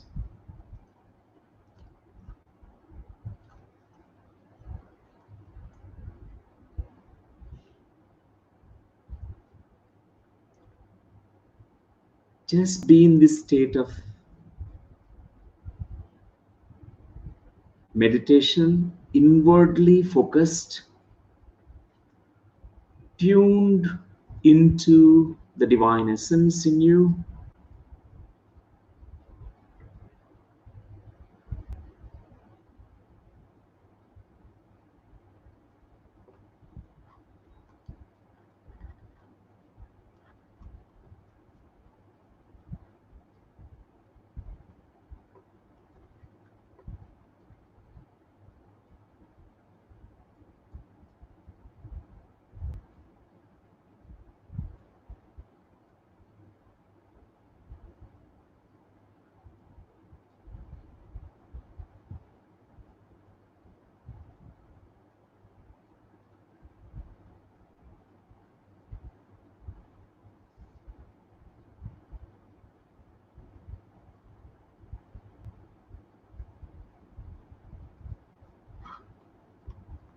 "30 seconds, dear friends.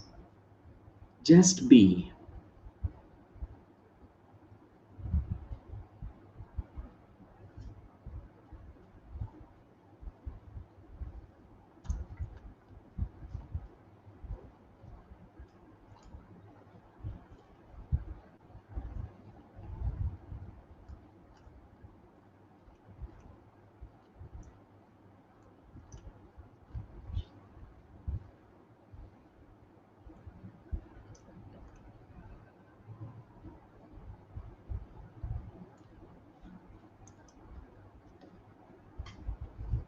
Okay, my dear friends, whenever you are ready, you can slowly return to this moment, placing your hands on your eyes, touching your eyelids with your fingertips, and bringing back all the insights that you gained, integrating those insights in each breath, coming back into waking state, slowly with a smile, with your natural divine smile that is coming from essence, not a fake or pretentious smile, but really a genuine smile, authentic smile. You can come back now. Wonderful, dear friends. So wonderful. I'm happy that we could have this conversation today about be thyself, be yourself. This is so important topic, art of being yourself, freedom to be yourself. And nobody else gives this freedom. Now you have to give yourself the freedom to be yourself. We don't need to wait for someone. Now I give you freedom, you can be yourself. No, you just find your own inner freedom to be yourself. So we can apply all those insights that we learned. Today is it's also a beautiful day, and our Sangha Acharya Pavan is saying that today is Hanuman Jayanti celebrated. Some celebrating Hanuman Jayanti. Please share your message. If possible, some of your experience with Hanumanji. Okay. So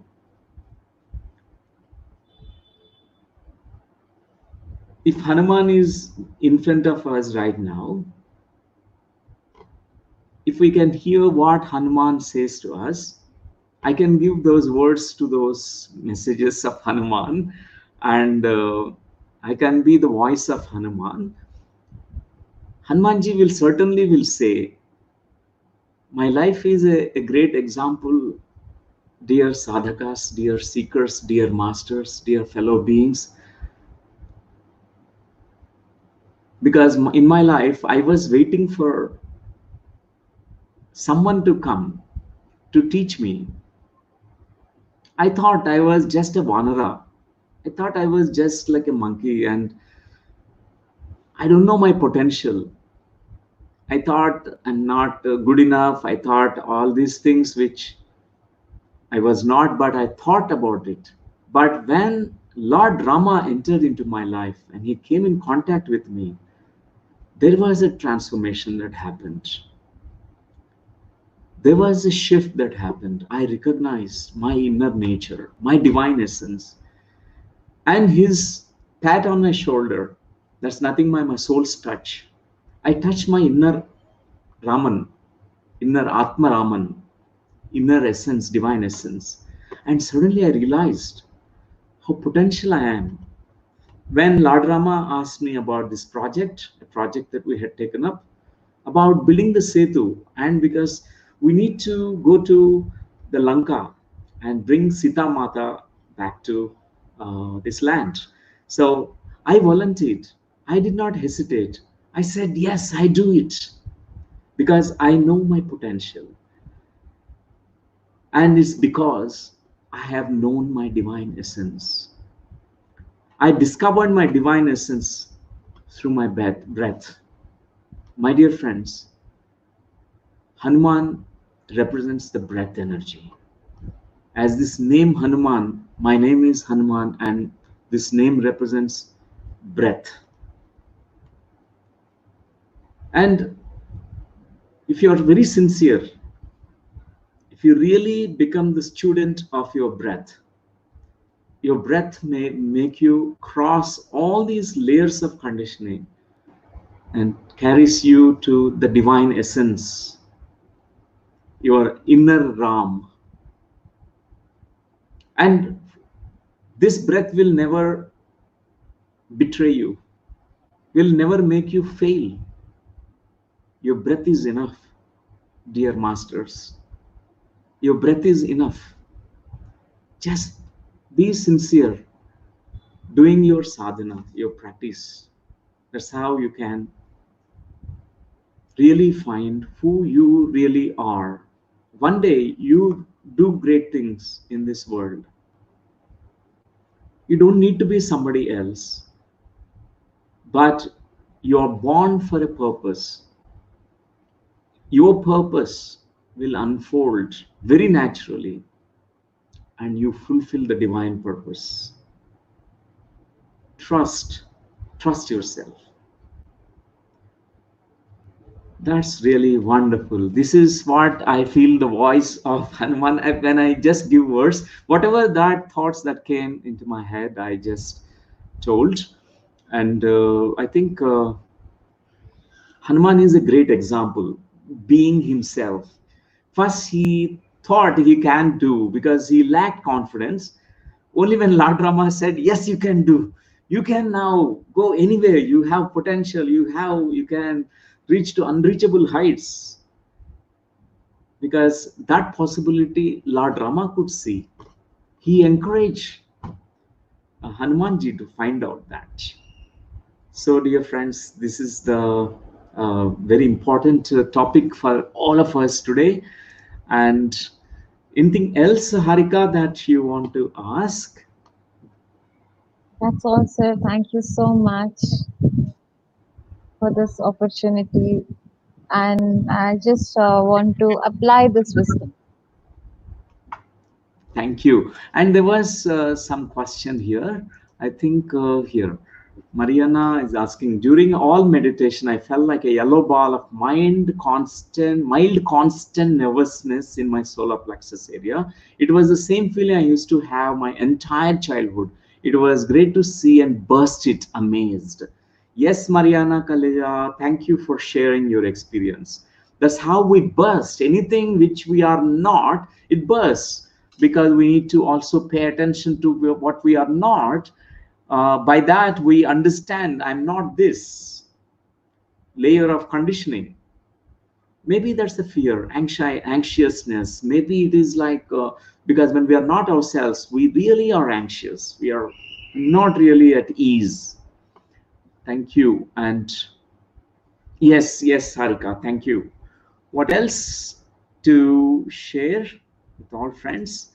Maybe about the Soul Coach transformation program. Yes, sir. Want to say Yeah, about yes, sir. So this one program has transformed the lives of many people, hundreds and more than thousand, nearly 2,000 people and more. Some of the videos are also available on our YouTube channel, Life University Global. The name of the YouTube channel is QLU Global Telugu. In that, we have some videos. So many beautiful topics are covered in Soul Coach training program. Amazing wisdom is imparted along with the practical knowledge of how to apply it in daily life. That's the best part because at Life University, what I have noticed is under your guidance, Dr. Newton, Dr. Lakshmi, all the wisdom is very practical. No matter what you speak about, no matter what the topic is, it is very simple, clear to understand, and easy to apply. We know how to apply, and I request all the viewers to register for this program. We also have this program in Telugu and English every year. Every year, once we conduct it in Telugu, once we conduct it in English. So, whoever is comfortable with whichever language, we have separate dates for this program. It's a 20-day residential certification program, completely free of cost. And we would love to see all of you here. We have accommodation available, beautiful accommodation at Mokshadham, Kaivalya, Nirvana. You will really feel this amazing energy being in this place and living here, being here for 10 days, experiencing this wisdom through Karma Yoga, Gnana Yoga, and Dhyana with the masters. It is a great gift we can give to ourselves. And especially if we want to really realize ourselves, this is going to be an amazing journey, these 20 days. for the convenience of everyone, we made it into 2 semesters, 10 days in the first semester, and 10 days will be the second semester. So I request all of you to immediately contact us and register for this program. And yeah, I can just keep going on and on about this amazing program, but you will know more about it once you come here. Thank you, Harika, for this beautiful interview. And thank you all the my dear friends from different parts of the world, India, different states. May you all really be thyself, be yourselves, know thyself, and really shine in your life, shining your inner magnificence. Thank you all. We meet again soon. And every day there are some programs from the QLU Sangha Acharyas, Sangha team members. And please participate every day, this time 5 to 7 p.m. The interesting programs are happening. Every day there is a kind of sharing. So please don't miss this opportunity. Thank you, dear friends. Thank you, Harika.